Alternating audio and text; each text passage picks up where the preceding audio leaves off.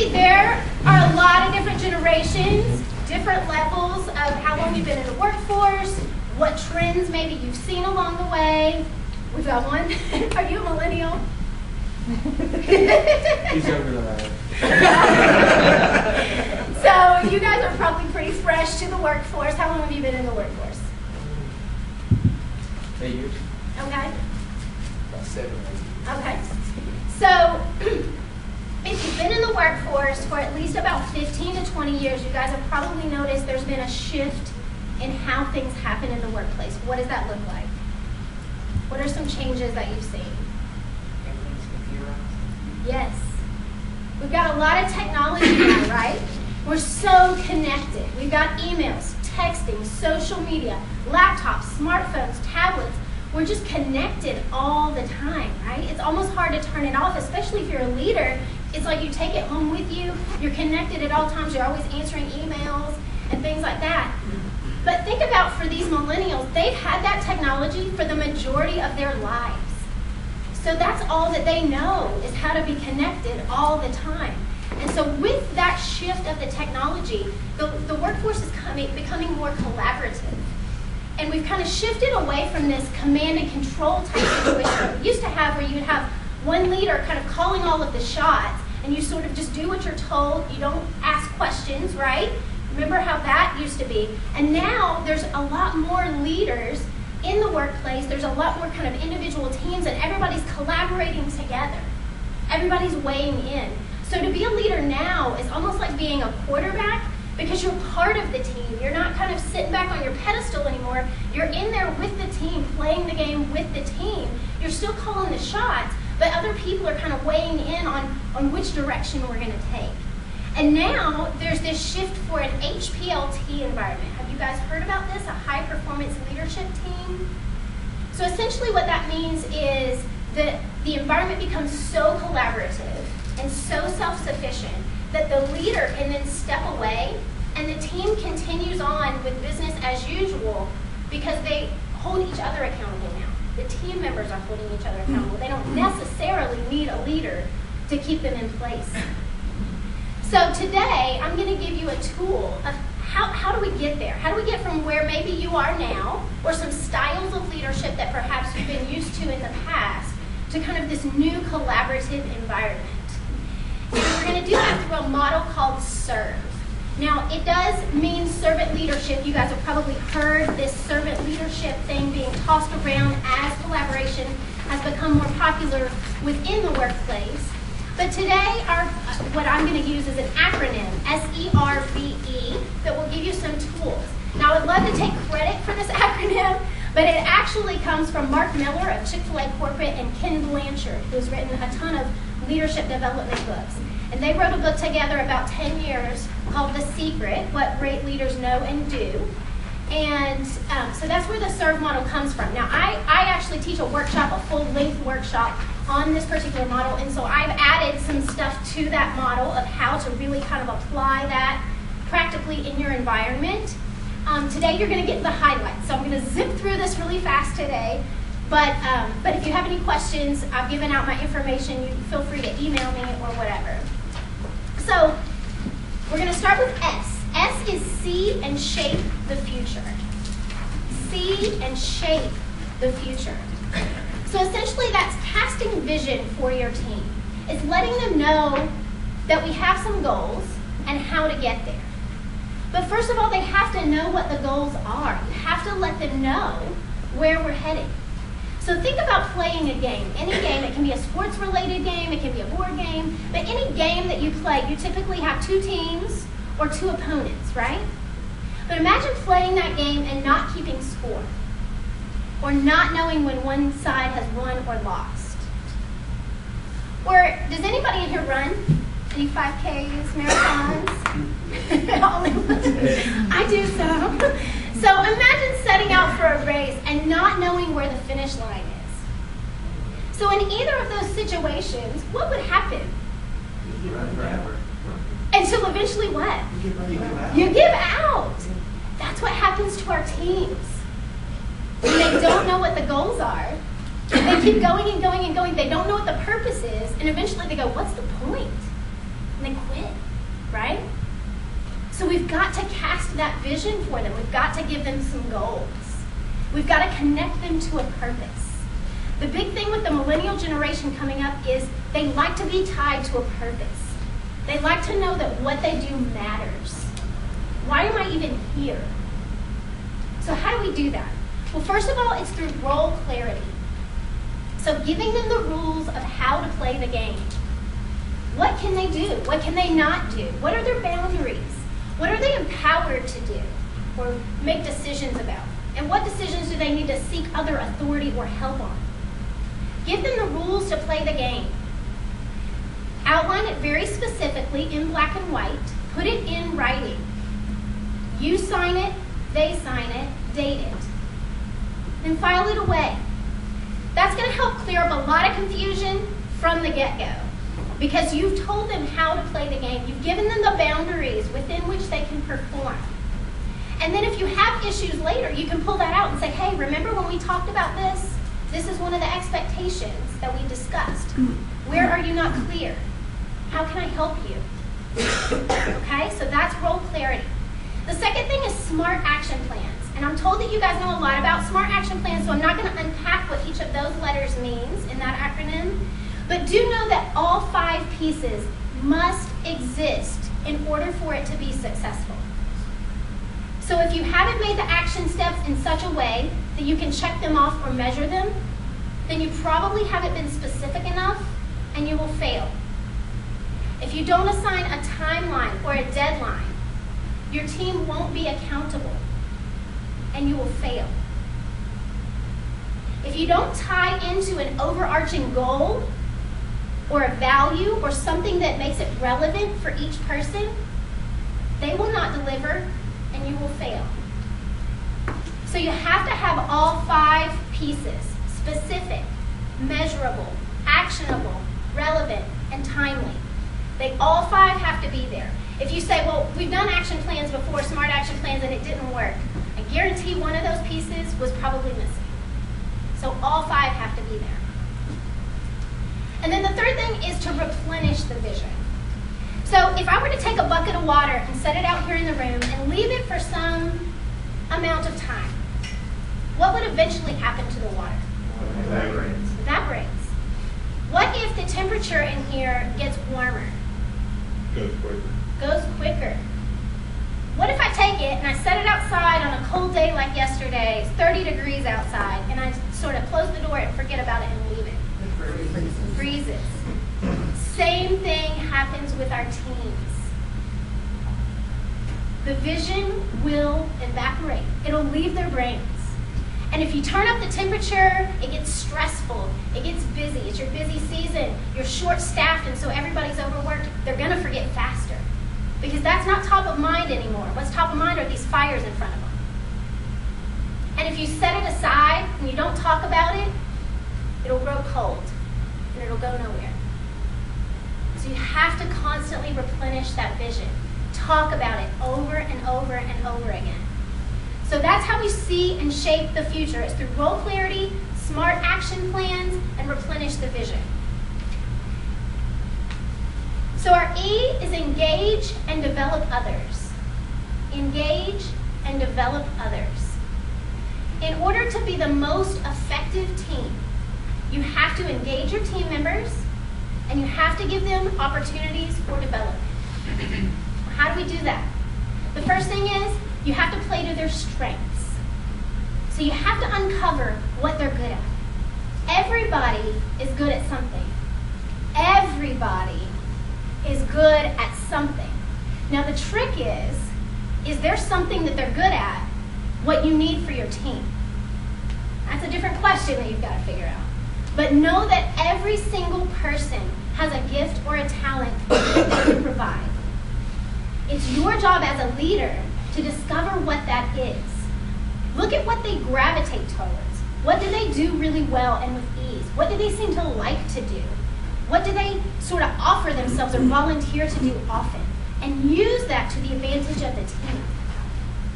There's a lot of assessments out there that will help you with this. There's a DISC, there's Strengths Finder. I mean, there's a ton out there that you can use. The one that I use is called the the color code.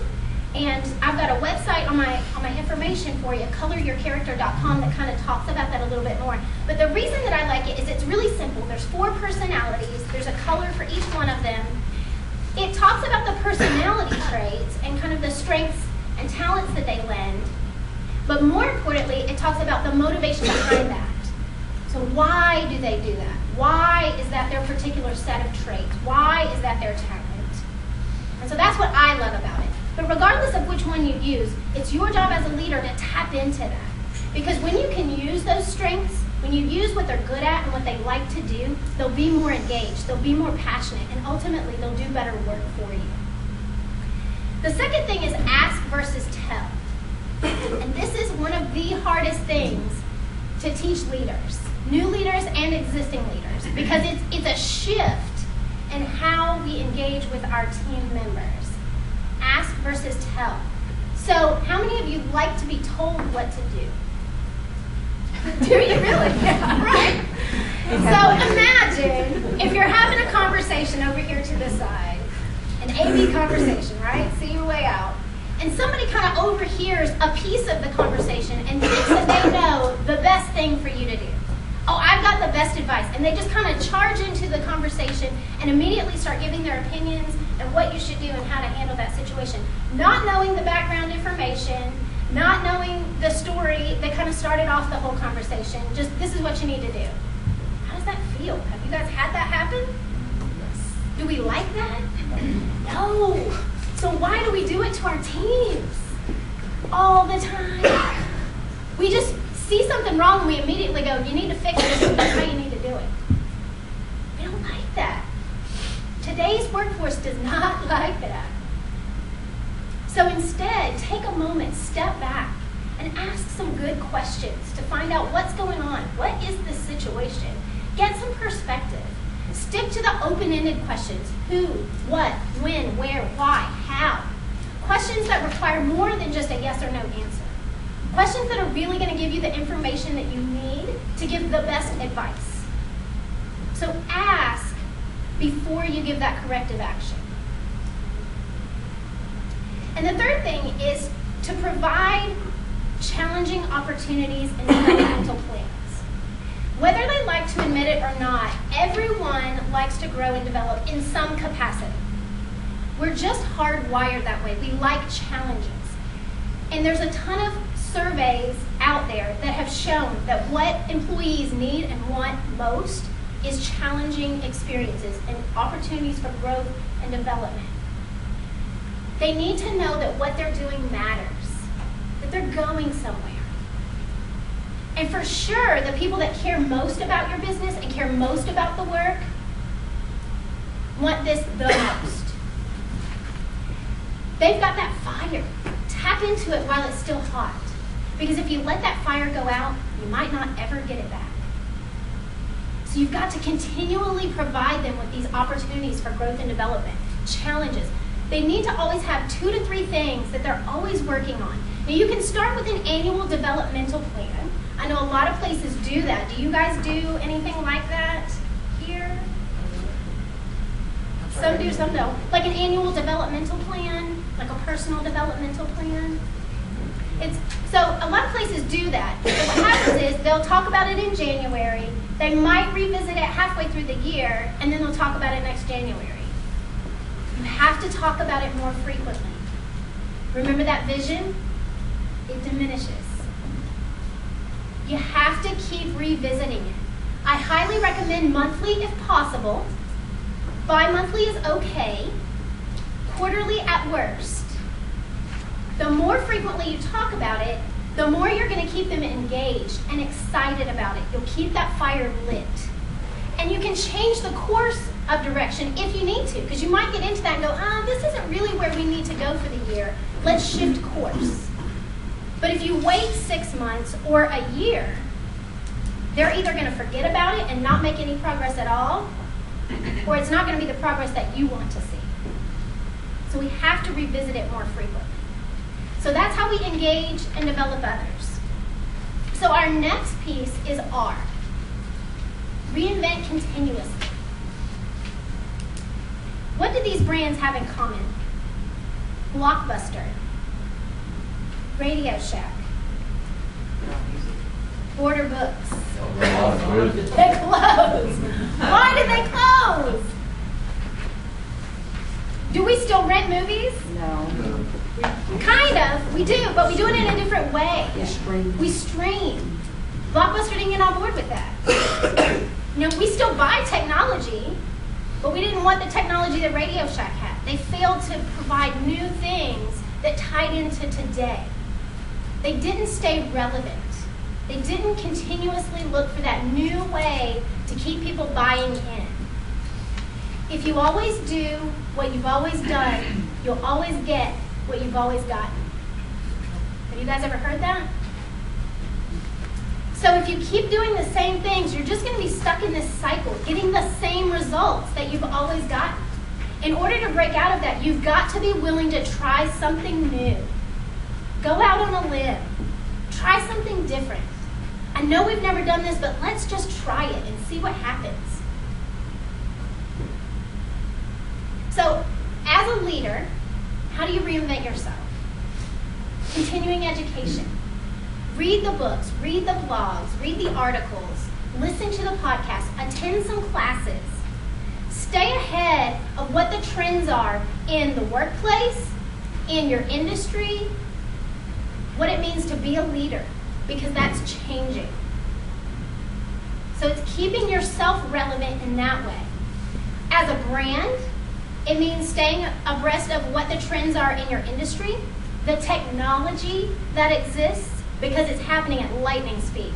So how can we use that new thing that just came out for our advantage? How can we plug that in and make us better? But most importantly, is listening to what the customers need and want. So often we get stuck in this tunnel vision of what we want to see for the company and what we would want to try, and we don't listen to what the customers are telling us. They'll tell us what they need and want. They'll tell us how to stay in business. We just have to listen and connect the dots. So listening to what they want. And as a company or an organization, a team, it means, again, listening, or staying abreast of the workplace trends and technologies and things like that, but listening to what employees need and want. Because again, they'll tell you, but you have to be willing to listen and connect the dots. Keep them engaged, find new ways, because again, it's changing. Millennials want different things than Gen Xers and baby boomers and beyond. They all want different things, so how do you keep them engaged? You gotta be trying different things at all times to keep everybody engaged in the workforce. So that's our reinvent continuously. V is value, results, and relationships. Value, results, and relationships. In order to be the most effective team, you have to balance both. You might get there if you just focus on results, but you're going to struggle because your people are going to burn out. They're not going to be happy. They're not going to be engaged. They'll clock in and out and they'll kind of do some work, but they're constantly going to be looking for the next best thing. They're not going to be engaged in what's happening. And then you're going to lose them, and you've got to retrain somebody new, and that takes time and effort, right? And who doesn't like, we don't like to do that. So you might get there, but you're going to struggle. And if you focus only on relationships, your people might be happier, but your results are going to be more sporadic because you're not having the tough conversations when you need to. Why did we not hit the mark? Why did we miss this goal? You won't be having those conversations. And so sometimes you'll hit the mark and sometimes you won't. People will be happy, but the results won't be there. So you have to find the way to balance both. So if you are not already focusing on results, how can you get there? Well, first of all, you gotta have goals. Gotta have some goals. Action plans to achieve the goals. And talk about the goals frequently. I cannot stress this enough. Because a lot of times what we'll do is, well, I told them once, or I told them even 5 times, and we think that's enough. Tell them 10 times. But find new ways to tell them. Maybe it's in writing, maybe it's in a picture, maybe it's in a story. Find different ways to communicate and cast the vision. Do a chart. Have a thermometer and mark some measurements along the way of how far we are close to the goal. So you've got to constantly tell them over and over. Have contests. Do some charting. Give rewards. If you're not already focusing on relationships, how do we do that? Well, start by telling them what they mean to you or to the team. Take 5 minutes and just do that. Now, you can do it in writing, but it's better if you can do it in person. Get outside of your comfort zone and tell somebody what they mean to you. But if you must do it in writing, I highly recommend that you do it in a handwritten note or card. Because today, we text and Snapchat and Instagram and instant message everything. So it means so much more when we get that handwritten note or card. Learn some details about them. Learn their family names, learn some interests and hobbies so you can have that 5-minute water cooler conversation. Or just take them to lunch and get to know them on kind of a personal level. You can take 2 or 3 people at a time, but I say 3 max so that you're still keeping it small and intimate and you get to know each person. So that's how you can balance the results and the relationships. And our final piece is embody the values. Embody the values. Simply put, it's walk the talk. Practice what you preach. Be the example that you wish to see. You can't roll out a policy that says no phones or social media during work hours and then turn around and think, well, nobody's watching me right now. I'm going to pull out my smartphone and look at my Facebook. Somebody saw you, and you just lost their respect. You have to be willing to get in the trenches with them. Experience it from their perspective. If you have a different set of responsibilities, you need to know what it feels like to do their job. Does anybody watch that Undercover Boss show? I love it. It's just so fantastic. Because so many times as leaders, we're so far removed. You know, we might have come up through the ranks, but it's been a long time since we did that job. So we sort of forget what it's like. Plus, it's probably changed. Because technology has changed, and the workplace has changed, and the team has changed. And so it's probably different. So be able to get in the trenches with them and experience it from their level. And if you're rolling out a new expectation, be able to show them proficiently how to do that expectation. So they're like, well, they're not asking me to do anything that they can't do themselves. Be the example that you wish to see. Embody the values. So as you guys go into your planning session today, and you start to roll out these goals for 2017, remember that it's not about you. What you want, what you like, what you think. The team is not here to serve you, but you are here to serve the team. Better yet, you are all here to serve the company. And who does the company serve? Customers. The customers. And the customer is always right. Even when they're wrong, they're right, because without them, we don't have jobs.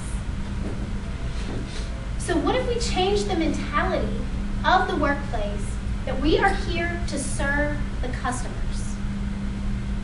And how do we begin to make that change? Well, it starts with you guys. How you react, how you behave, how you engage with others. Have you guys ever thrown a pebble into a pond? Notice how even the smallest pebble can make far-reaching ripples. Be the pebble of change today. Create a culture that serves. Thank you.